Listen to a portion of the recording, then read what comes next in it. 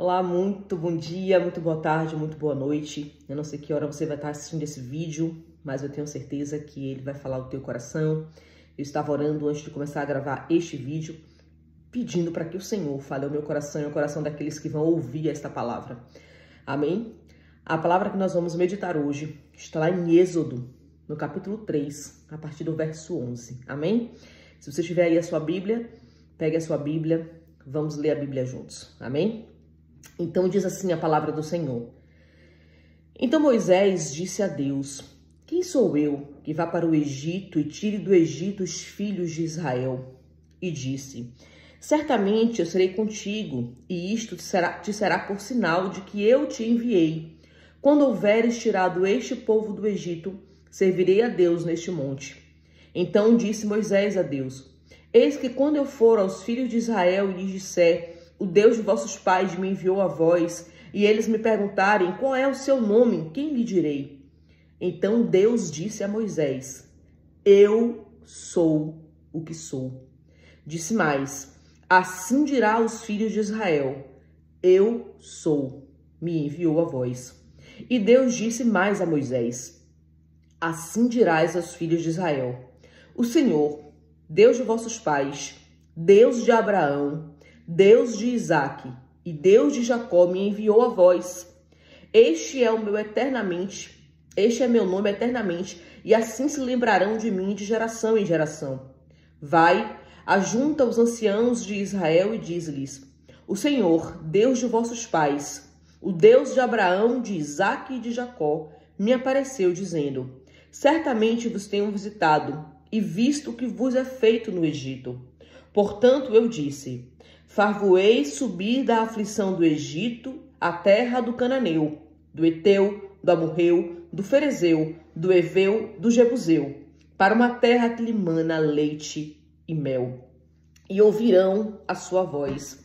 Assim irás tu com os anciãos de Israel ao rei do Egito e dir-lhe-eis: o Senhor Deus dos Hebreus nos encontrou. Agora, pois, deixa-nos ir a caminho de 3 dias para o deserto, para que sacrifiquemos ao Senhor nosso Deus. Deus diz, né? Eu sei, porém, que o rei do Egito não vos deixará ir, nem ainda por uma forte mão, porque eu estenderei a minha mão e ferirei ao Egito com todas as minhas maravilhas que farei no meio dele. Depois vos deixará ir. E eu darei graças a este povo aos olhos dos egípcios. Então acontecerá que quando sairdes, não sairás vazios, porque cada mulher pedirá à sua vizinha e à sua hóspede vasos de prata, vasos de ouro e vestes as quais porei sobre vossos filhos e sobre vossas filhas. Assim despojarás os egípcios. Amém?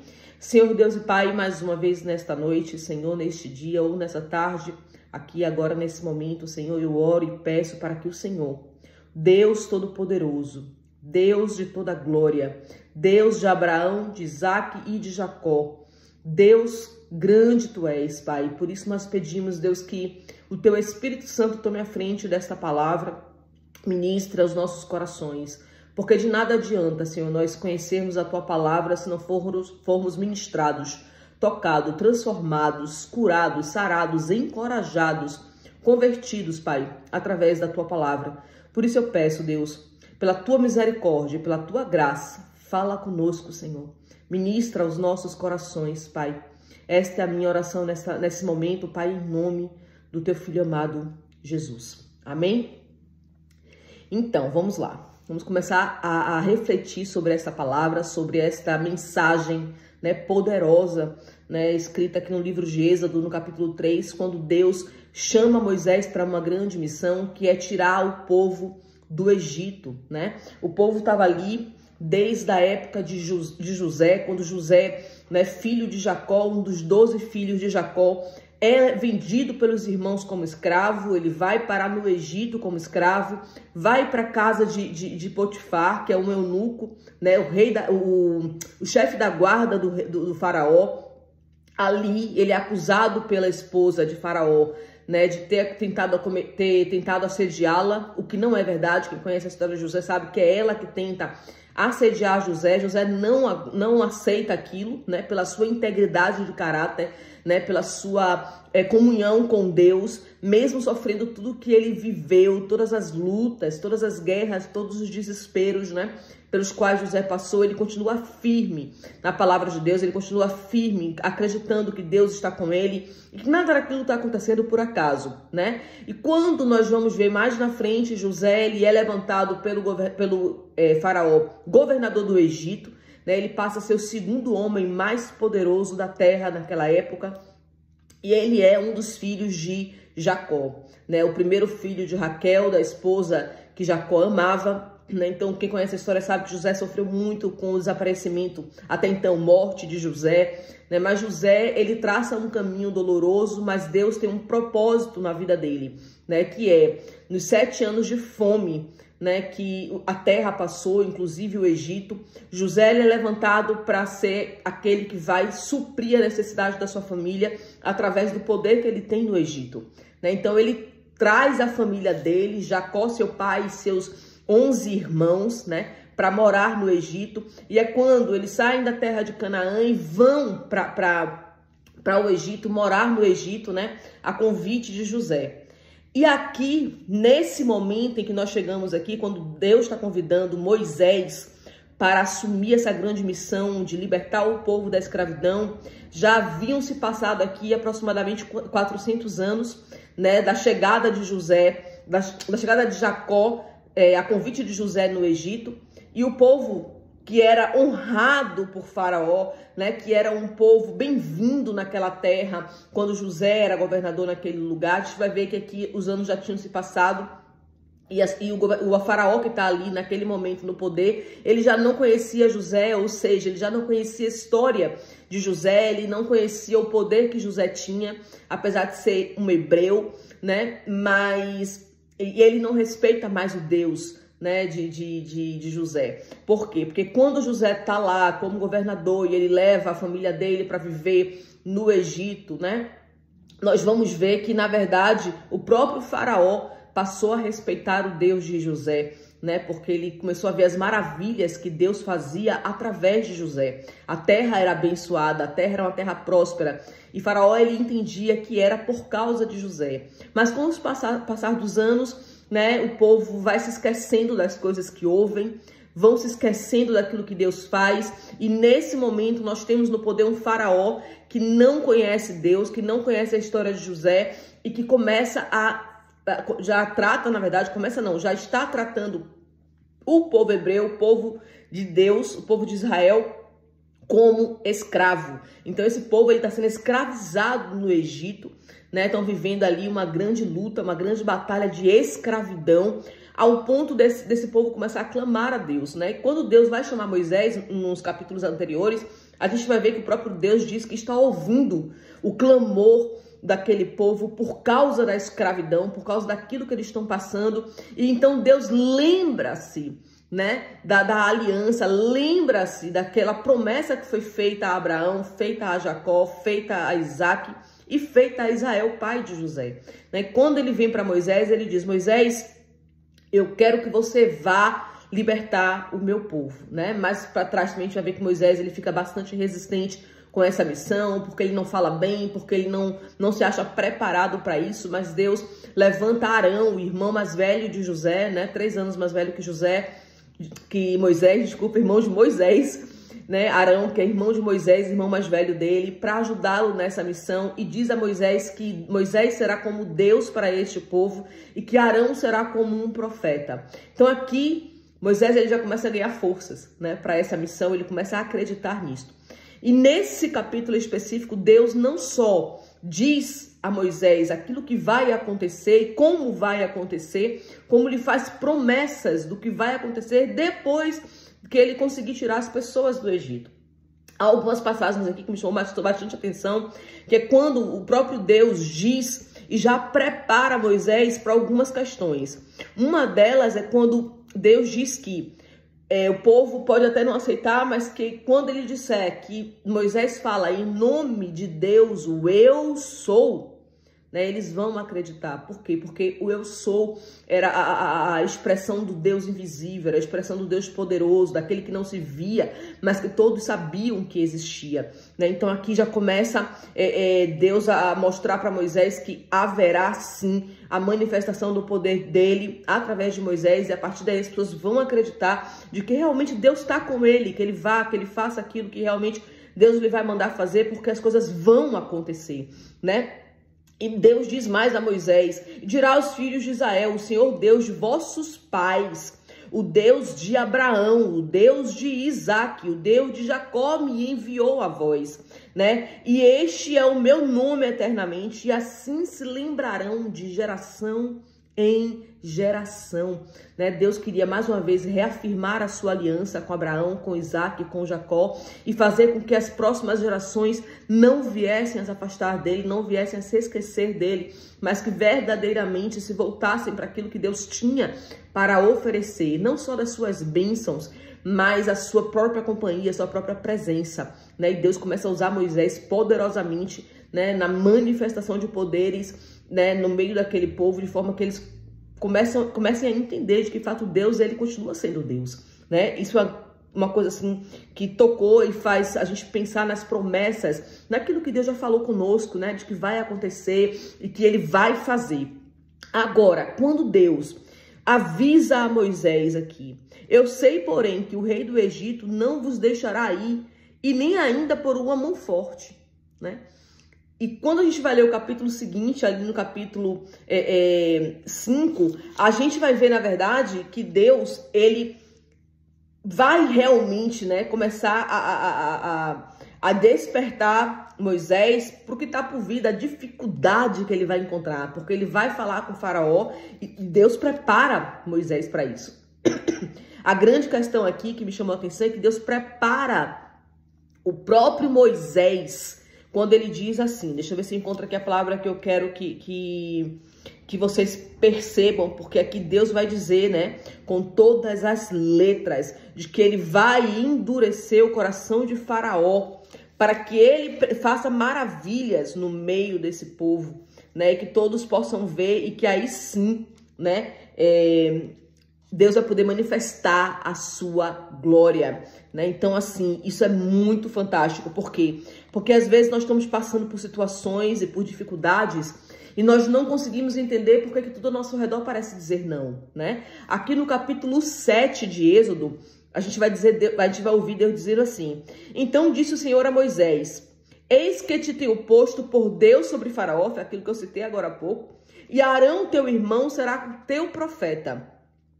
Tu falarás tudo que eu mandar a Arão, o teu irmão, e ele falará a Faraó, que deixe ir os filhos de Israel da sua terra. Eu, porém, endurecerei o coração de Faraó e multiplicarei na terra do Egito os meus sinais e as minhas maravilhas. Faraó, pois, não o ouvirá. Então eu porei a minha mão sobre o Egito e tirarei os meus exércitos, o meu povo, os filhos de Israel, da terra do Egito com grandes juízes. Então os egípcios saberão que eu sou o Senhor, quando estender a minha mão sobre o Egito e tirar os filhos de Israel do meio deles. Então Deus diz que vai endurecer o coração de Faraó, porque ele vai multiplicar na terra do Egito os próprios sinais e as suas maravilhas. E depois a gente vai ver as pragas acontecerem logo em seguida, né? As 7 pragas, a praga da água de sangue, depois a praga das moscas, dos piolhos e por aí vai. E a gente vai ver Deus manifestar o seu poder. O que é que eu reflito sobre isso? Se Moisés fosse falar com Faraó, e logo na primeira conversa, a Faraó dissesse assim: tudo bem, podem ir, e podem ir adorar o vosso Deus há 3 dias, né, de caminhada no deserto, adorem ao seu Deus e voltem. Eles não seriam libertos completamente da escravidão. Eles continuariam sendo escravos de Faraó. E Faraó jamais ia liberar numa conversa fácil todo um povo que era escravo no Egito, que era mão de obra daquela terra, que servia gratuitamente aquela terra, que prosperava por causa da escravidão sobre o povo de Israel, né? Então, se houvesse essa primeira conversa entre Moisés e Faraó dissesse, tudo bem, podem ir e voltem para cá, eles voltariam como escravos e continuariam sendo escravos e não seriam libertos, como nós vamos ver mais para frente, né? Lá já no capítulo 13, se eu não estou enganada, de Êxodo, é que nós vamos ver, né, que realmente no capítulo 12 eles vai sair do Egito, né, a partir do versículo 37, né, alguns capítulos depois dos cumprimentos das pragas, depois das mortes dos primogênitos, é que nós vamos ver ali a comemoração da Páscoa e todo aquele processo que os hebreus vão passar. Mas aqui, quando eles saem, né, depois de irem a Faraó por diversas vezes e terem esse pedido negado por Faraó, né, eles queriam apenas ir adorar, porque nem o próprio povo sabia, na verdade, como Deus estava trabalhando e o que Deus faria com tudo isso. Eles não sabiam que Deus ia os libertar da escravidão. Não era só para um tempo de adoração que Deus queria que eles saíssem do Egito, como eles estavam planejando, né? Sair ali durante um período para ir para o deserto, adorar a Deus, fazer aquele momento de adoração ao Senhor no deserto, fazer os sacrifícios que eram abomináveis ao Egito, né? Então, por isso eles queriam sair para o deserto, para que os egípcios não fossem feridos por essa cultura, né, de adoração a Deus daquela maneira, né? Mas o que Deus queria não era um momento de adoração, Deus queria libertar o seu povo da escravidão. Deus tinha algo maior, algo mais abrangente, algo que ia muito além do que os olhos humanos podiam contemplar. Eles queriam um momento com Deus, mas Deus tinha liberdade. Deus tinha uma nova terra que mana leite e mel. Deus tinha promessas que iriam se cumprir como Deus tinha feito lá atrás a Abraão, reforçou em Isaac, reforçou em Jacó, e Deus não ia deixar a sua promessa passar. Então, quando eu vejo essa passagem, né, da peleja do povo ali diante de Faraó, e eu olho para algumas circunstâncias da minha vida, e talvez você também tenha algumas promessas de Deus na sua vida, algumas circunstâncias que parece que não vão acontecer, e que todos ao seu redor estão com o coração duro, o coração endurecido, e as coisas não vão acontecer. Meus irmãos, essa é a palavra que nós temos que meditar, porque apesar de Deus ter endurecido o coração de Faraó, era porque Deus tinha algo muito maior, né? Nós temos uma visão limitada. Eu vejo uma promessa de Deus na minha vida e eu acho que ela vai acontecer hoje, porque, sei lá, o meu pensamento, os meus sentimentos, as minhas emoções querem que ela se realize hoje. Mas Deus, ele tem todo um preparo, ele tem todo um caminho, um processo. Será que Deus não poderia liberar o povo logo ali na primeira conversa e dizer, não, vamos embora daqui, né? Deus podia fazer isso, mas o povo não teria a fé que tem em Deus se a manifestação do Senhor não tivesse acontecido através daquelas pragas, né? Deus hoje não seria lembrado pelo Deus de Isaac, né? Deus de Jacó, Deus Todo-Poderoso que libertou o seu povo, né? O seu povo escolhido da escravidão de forma sobrenatural, né? Hoje nós reconhecemos Deus pela sua grandeza, pela manifestação da sua glória em libertar o povo do Egito, né? Como é que seria conhecido Deus se as pragas não tivessem acontecido? Como nós conheceríamos ao Senhor se esse processo não tivesse acontecido, né? Todo essa luta, essa batalha de ir falar com o Faraó dizer não, volta para trás, vai de novo falar com o Faraó deixa, depois não deixa, né? Há vários momentos em que Moisés vai conversar com o Faraó diz que não vai liberar, depois Faraó diz que sim, Moisés pega o povo, quando Moisés pensa que vai embora, Faraó barra a situação, não vou deixar, não permito, não vão adorar a Deus coisa nenhuma, né? A gente vai ver ali logo depois da primeira praga, que é a praga da água de sangue, que ele inclusive manda aumentar o trabalho do povo de Israel, que já era escravo, não só na construção dos tijolos, mas o Egito cedia a palha para a construção desses tijolos. Mas o que é que acontece? Ali ele diz, agora nem a palha vocês terão que ir atrás. A coisa foi ficando mais difícil, meu irmão, mais duro, mais dolorido, né? E o próprio faraó diz, eu não vou dar mais a palha, que eles agora busquem inclusive a palha. E aí o povo vai para cima de Moisés, Moisés vai ter com Deus e diz, Senhor, olha o que fizeste ao teu povo, aumentaste sobre nós a nossa carga, por quê? E Deus manda Moisés ter calma e confiar. E confiar, quando as coisas começaram a ficar ainda pior, o que Deus dizia é, continue, Moisés, vá a Faraó agora e diga que se ele não liberar o meu povo, mandarei uma praga de moscas. E Moisés vai a Faraó e Faraó diz não. E Deus manda a praga de piolhos, depois a praga de gafanhotos e por aí vai até a praga dos primogênitos, onde todos os filhos primogênitos, não só dos homens, mas também dos animais, são mortos por desobediência àquilo que Deus falava através de Moisés. E a partir daí é que realmente o faraó começa a entender, né? E todo o Egito compreende de que Deus é Deus e que ele não falha e que ele não vai deixar as coisas acontecerem da maneira que nós esperamos que aconteça. E quando aquele povo é liberto do Egito, eles saem dali não só libertos em sua liberdade total, mas eles saem com todas as vasilhas de prata, de ouro do Egito e saem dali como uma nação rica, né, em direção a Canaã, a terra prometida.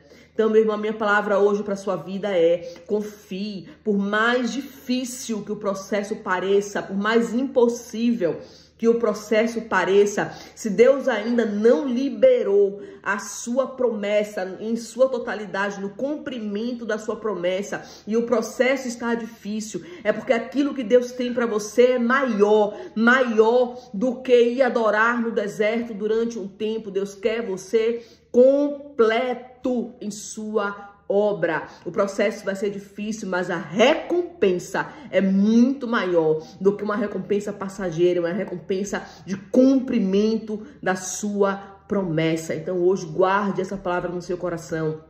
O processo está difícil, assim como foi difícil para Moisés e para Arão, para conseguir libertar o povo lá do Egito. Mas quando eles conseguiram a autorização para saírem do Egito, eles saíram com todas as bênçãos que Deus disse que faria. E a promessa se cumpriu de forma sobrenatural. Deus quer ser reconhecido na sua e na minha vida. Não apenas como um Deus qualquer, mas um Deus todo-poderoso que manifesta as suas maravilhas e o seu poder na minha e na sua vida. Deus tem algo muito maior do que você pode ver neste momento. Então, suporte o processo, porque a promessa de Deus, ela não tarda, ela não falha e ele vai cumprir.